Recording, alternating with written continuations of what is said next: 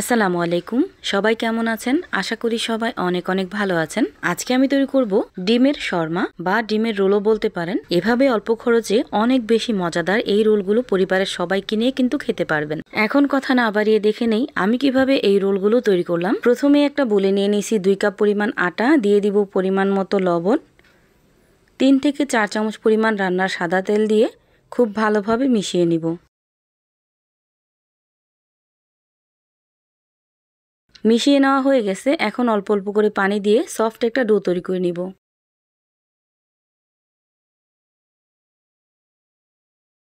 ডোটা রেডি হয়ে গেছে। এখন এই ডোটাকে রেস্টে রেখে দেব 10 মিনিটের জন্য।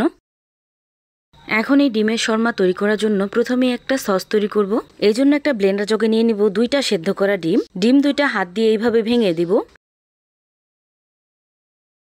2টা ডিমের জন্য এখানে 2 কোয়া রসুন ব্যবহার করলাম। এর থেকে বেশি দেওয়ার কোনো প্রয়োজন নেই।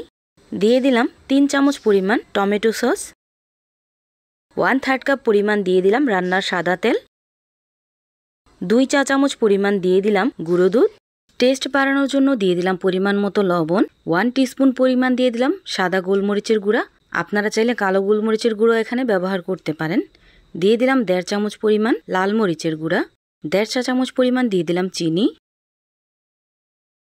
দিয়ে দিলাম 2 চামচ পরিমাণ পানি। পানি না দিলে ব্যাটারটা অনেক বেশি ঘন হয়ে যাবে, এই জন্য 2 চামচ পরিমাণ পানি এখানে ব্যবহার করলাম।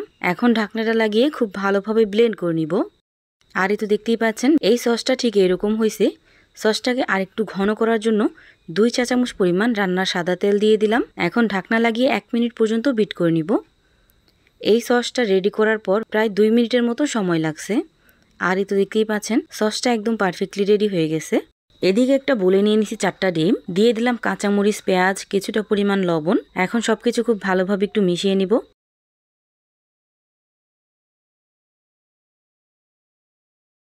এখন এই ডিমটাকে ভেজে নেব। ভেজে নেওয়ার জন্য পরিমাণ মতো তেল দিয়ে দিছি।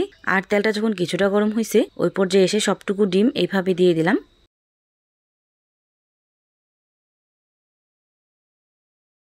ডিমটা যখন এক পাশ হয়ে যাবে ওই পর্যায়ে এসে উল্টিয়ে দিব। আর এই তো দেখতেই পাচ্ছেন ঠিক এইভাবে আমি ডিমটাকে ভেজে নিছি।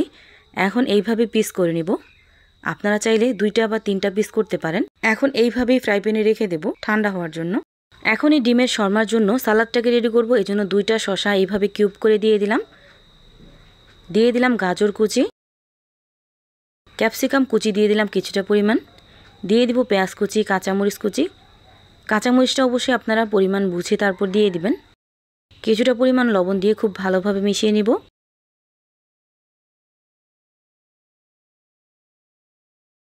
এখন দিয়ে দিব আগে থেকে তৈরি করে রাখা সেই মেয়োনিজটা বা শর্মার সসও বলতে পারেন। এখানে আমি প্রায় 3 চামচের মতো শর্মার সস ব্যবহার করছি। এখন সবকিছু খুব ভালোভাবে মিশিয়ে নিব।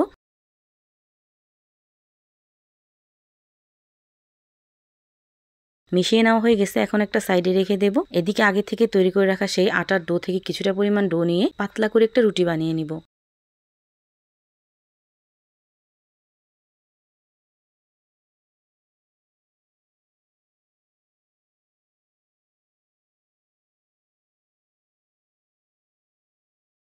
রুটিটা আমি একটু পাতলা আর একটু বড় করে তৈরি করে নিছি।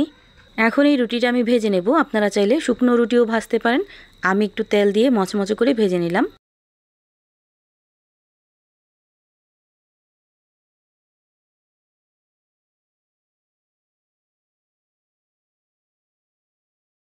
এভাবে আমি সবগুলো রুটি বানিয়ে নিছি। এখন আমি ডিমের শর্মাটা তৈরি করে নেব।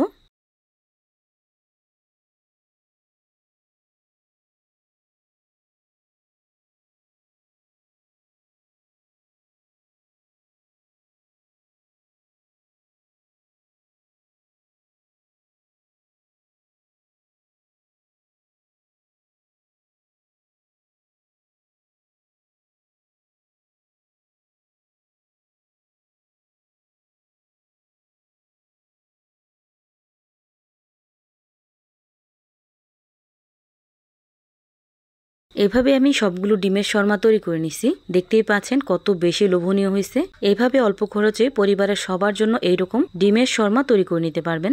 ভিডিওটা আপনাদের কাছে কেমন লাগছে অবশ্যই কমেন্ট করে জানাবেন। সবাই ভালো থাকবেন, সুস্থ থাকবেন। আল্লাহ হাফেজ।